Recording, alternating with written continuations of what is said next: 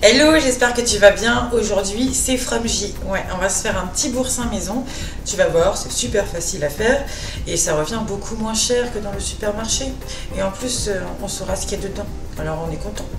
Allez, c'est parti, je te montre tous les ingrédients. Alors,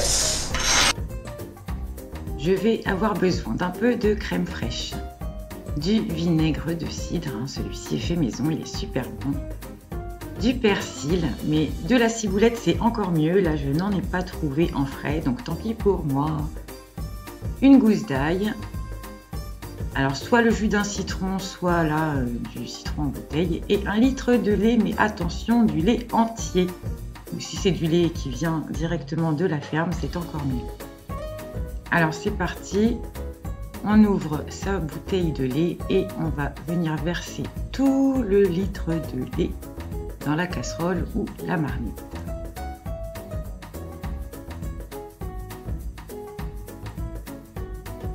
Allez, on met notre lait à chauffer. Alors à feu pas trop fort non plus parce que à la première ébullition il va falloir l'enlever. Donc on reste prudent. Pendant ce temps, on va venir préparer notre gousse d'ail et nos herbes fraîches.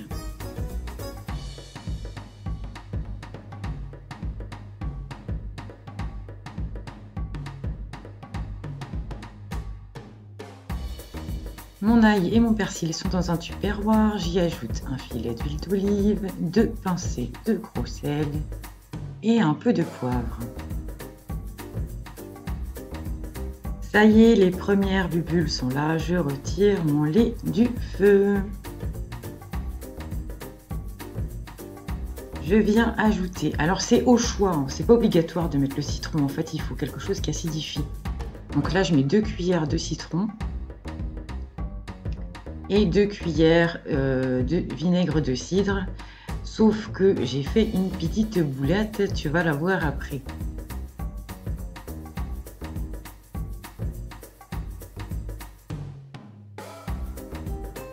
Voilà, là normalement quand tu commences à mélanger, tu dois voir que le petit lait se détache, ça va former des sortes de grumeaux, tu vois. Et là, ben, j'ai un petit problème, parce que ça se passe pas. Je ne connais pas le taux d'acidité de mon vinaigre. Du coup, je vais devoir ajouter du vinaigre blanc. Du coup, ne fais pas la même bêtise que moi et passe directement au vinaigre blanc. Là, ça commence à le faire direct. Donc, je récapitule.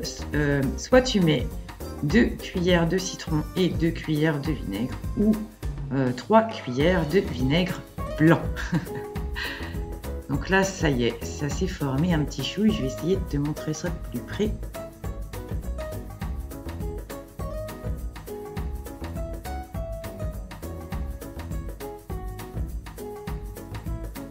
Ça commence à faire des petits morceaux. Mais il n'y en a pas assez. Alors je vais remettre un petit chouille à chauffer, genre 2-3 minutes. Pas plus. Voilà, là on est bien.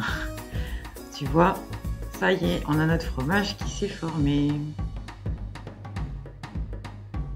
J'installe un tissu ou un torchon sur mon égouttoir.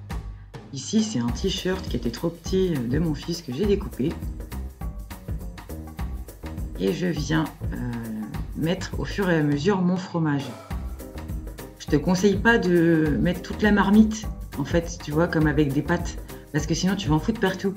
Donc le mieux c'est d'y aller à la cuillère, même si c'est un peu plus long, c'est pas grave.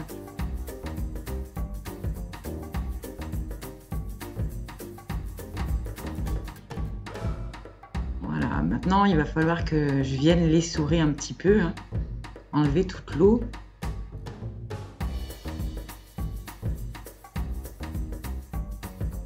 Vas-y, fais-toi plaisir, hein. C'est la partie anti-stress. Vas-y, tape-le, tape-le.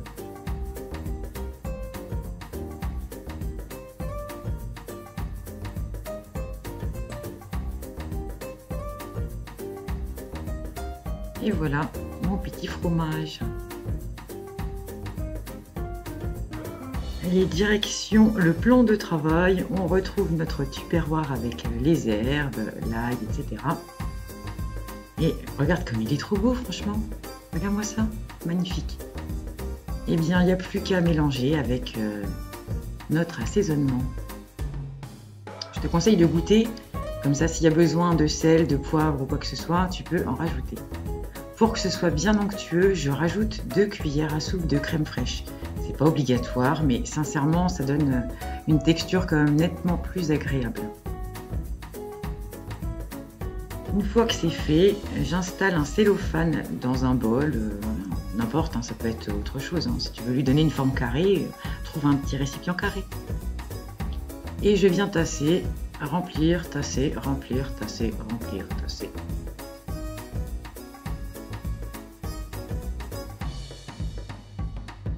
Bon bah là, ça m'a l'air pas mal.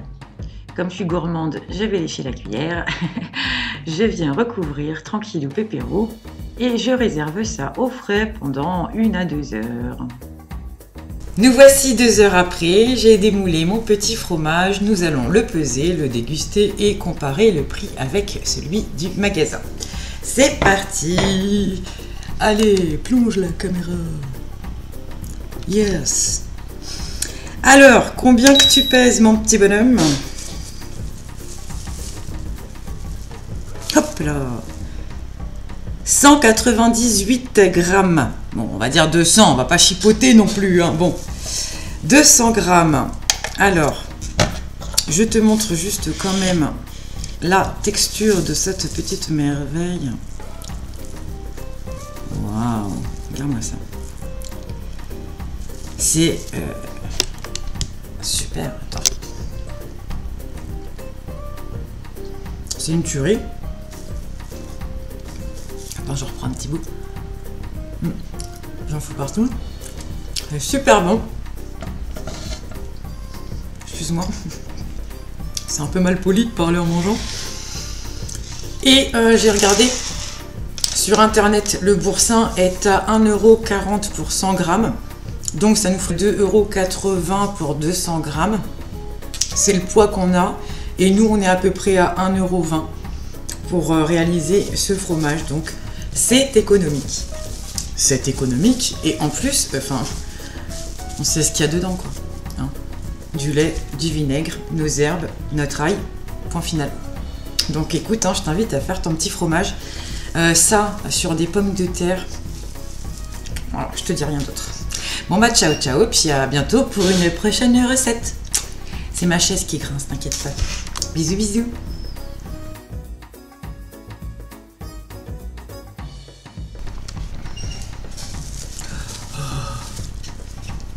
2 minutes, le temps que je déballe le bordel. Et je te montre. Ça va pas prendre trop de temps, t'inquiète pas. Je sais, moi non plus, j'aime pas les vidéos qui sont trop longues, mais bon, quand même. Évidemment, j'ai les mains propres. Attends, tu me prends pour qui?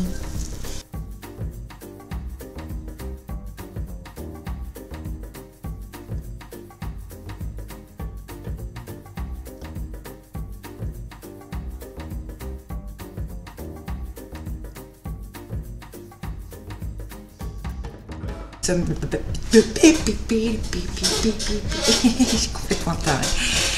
Alors, putain, je suis toute rouge comme une tomate maintenant, là, à force de faire ma gogole. Bon,